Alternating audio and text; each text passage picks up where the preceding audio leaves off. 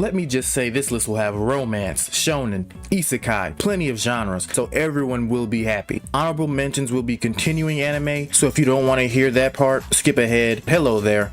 My name's Prod. I upload weekly on my channel. I know you will love it here, so subscribe if you're new, leave a like on the video, and that's it. Let's get started.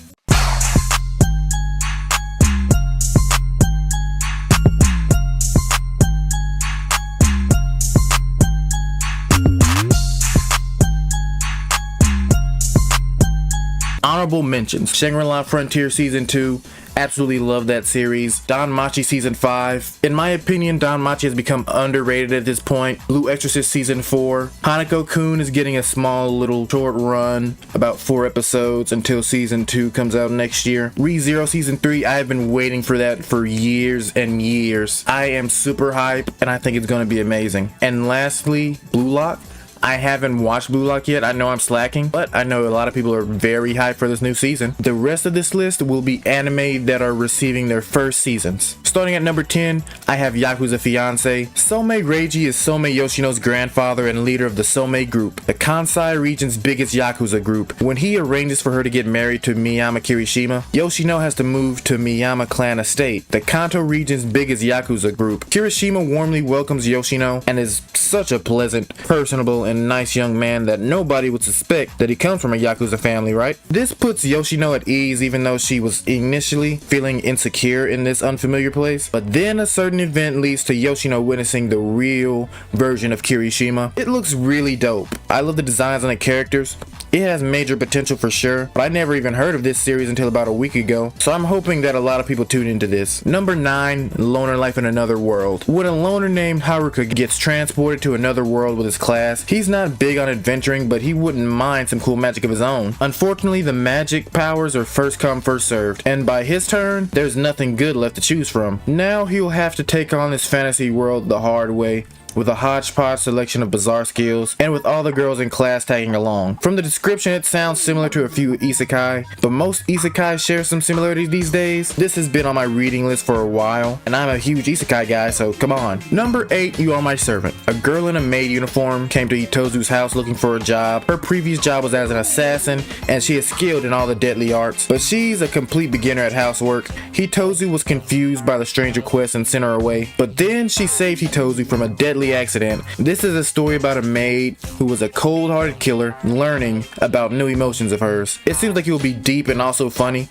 Gives me Duke of Death and Maid vibes. Number 7, 365 Days Till The Wedding. Yes, another romance, let me live. Takuya and Rika are both co-workers in a travel agency in Tokyo. They're both single, but they don't mind, since they're introverts with fulfilling lives at home. Unfortunately, now their job is looking to staff an office in Siberia, and non-married employees are the first to be considered. Rika is desperate to avoid the transfer and goes to Tokyo with an idea. If they pretend that they're getting married in a year, they can stay in Tokyo.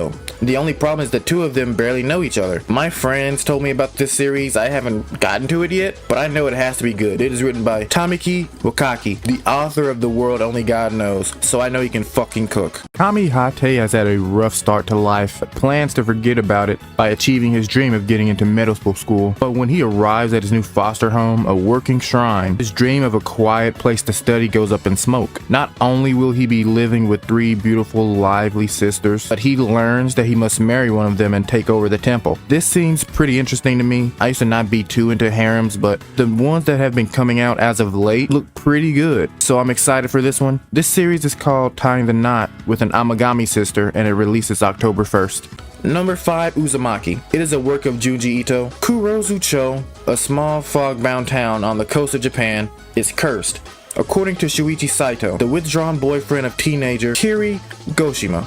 Their town is haunted not by a person or being, but by a pattern.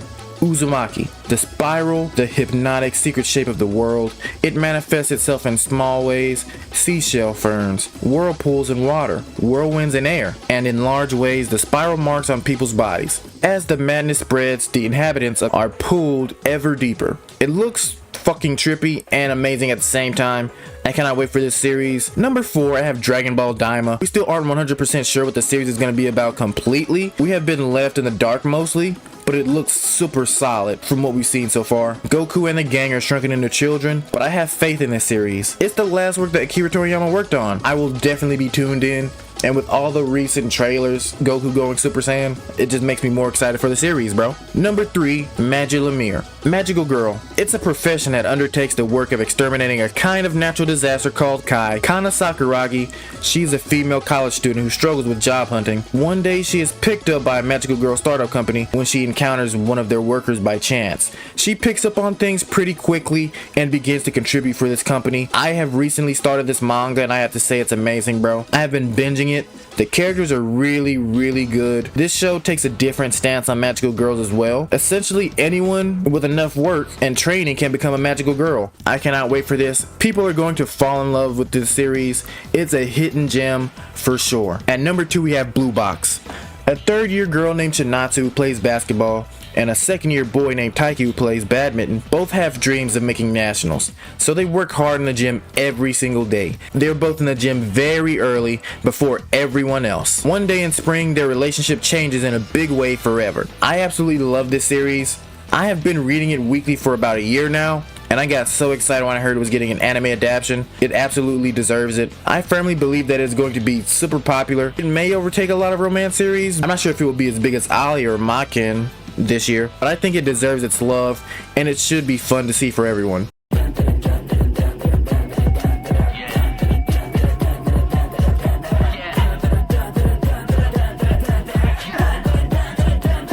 Finally, at number 1, Dandadan. I'm sure many people know this series, but I'm giving a full synopsis anyways because fuck it, this series deserves it.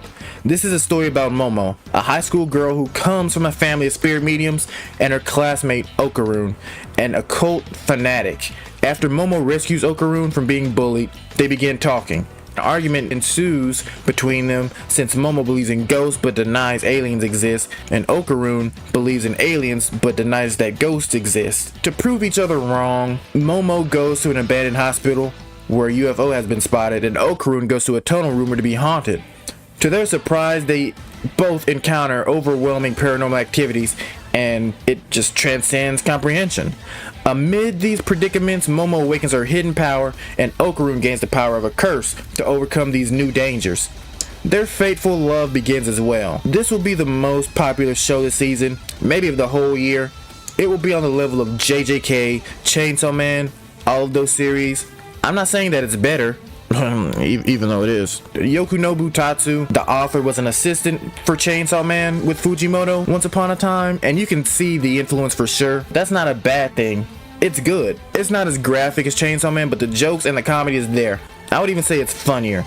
The fights are great, high emotional moments, romance. This series has everything that an anime fan wants. I hope you guys enjoyed this video though. Rock with your boy. This video was super exciting to make, and I will see you next time.